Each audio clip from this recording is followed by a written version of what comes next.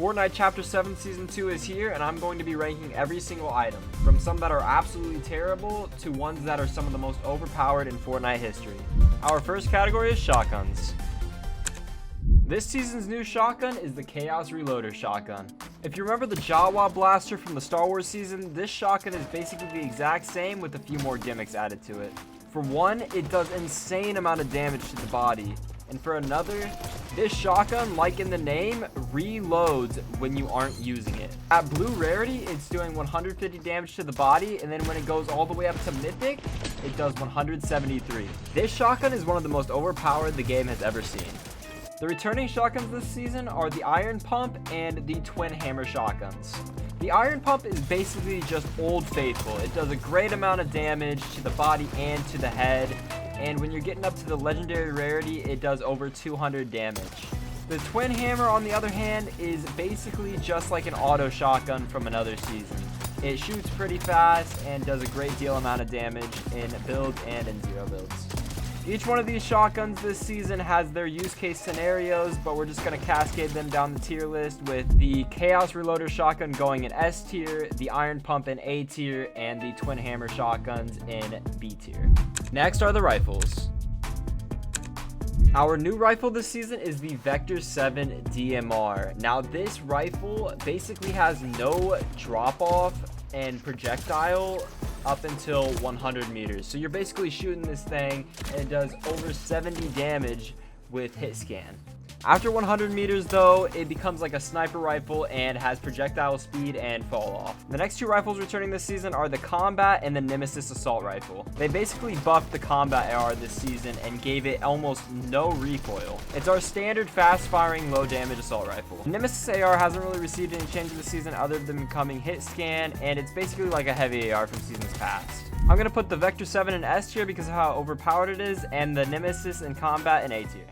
If you guys are enjoying the ranking so far, consider dropping a like and subscribing to the channel, and also consider using code Blizzaroonie in the Fortnite item shop. Make sure to stay tuned because one of the next items on this list is one of the most overpowered weapons ever introduced to Fortnite. And with that being said, the next category is SMGs. The first SMG we're going to look at for this season is the Twin Mag SMG. Like many other weapons returning this season, the Twin Mag SMG, a fan favorite, has received multiple buffs. One to really point out and notice is the buff to the magazine size. It went from 20 to 25. The accuracy of this weapon is also very good and helpful at long ranges. The Twin Mag also has a 221 DPS, as compared to the Thunderburst SMG with a 216 DPS at blue rarity. Despite the lower DPS, the Thunderburst SMG shines at accuracy with the laser attachment being added. And even in this season, the SMG got switched to hit scan instead of projectile like Chapter 5. And there's a very minimal amount of drop-off damage at long ranges when you're using the Thunderburst. You could take a jump shot at your opponent and basically do 93 damage in one burst with this SMG at mythic rarity. The Thunderburst is 100% the meta for this season. Our final SMG-like weapon is the regular pistol.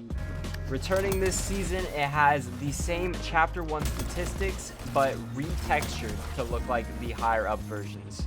It's not terrible, but you're really going to be dropping this weapon for different SMGs when you get the chance. Unfortunately, it lacks the damage output and the accuracy to be one of the top weapons of the season.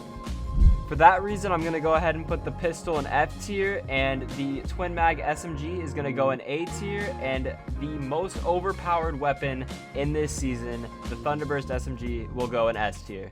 Now we're getting into the mobility category. This season has introduced two new mobility items into the loot pool. The first item is the Skyline Deployer. The Skyline Deployer is one of the most unique mobility items ever introduced into Fortnite. Basically what you do is you aim it up in the sky, you shoot it, and then a sky zipline comes out, and then after you're done with it, you can glide or redeploy off of it. This is a very useful item for zero builds and may also be useful in Battle Royale to use techniques to break opponents' builds. I'm sure someone like Martaz has already found a way to get the tech down. The second mobility item this season is the overdrive grenade, which is basically just a recreation of the shockwave grenade, but so much better. This item now no longer breaks through structures and gives you the speed effect after using it. It doesn't shoot you as far as a normal shockwave grenade, which I feel like could be changed to make it a little bit better, but overall it's a very decent item. People will probably come to love the after effect of this item more than the original effect. Both the Skyline Deployer and the Overdrive Grenade are good, but they aren't insane and overpowered like previous seasons. So I'm going to go ahead and put these two in B tier. Miscellaneous items is the next category. First up, we've got the harpoon gun, and it's not only useful for fishing and fishing spots, but also damaging wooden builds and opponents. With the harpoon gun, you instantly fish fishing holes, and you get whatever item like floppers or a blue rarity or higher weapon. It also damages opponents' wooden builds and instantly destroys them, and does 75 damage to the opponent's body.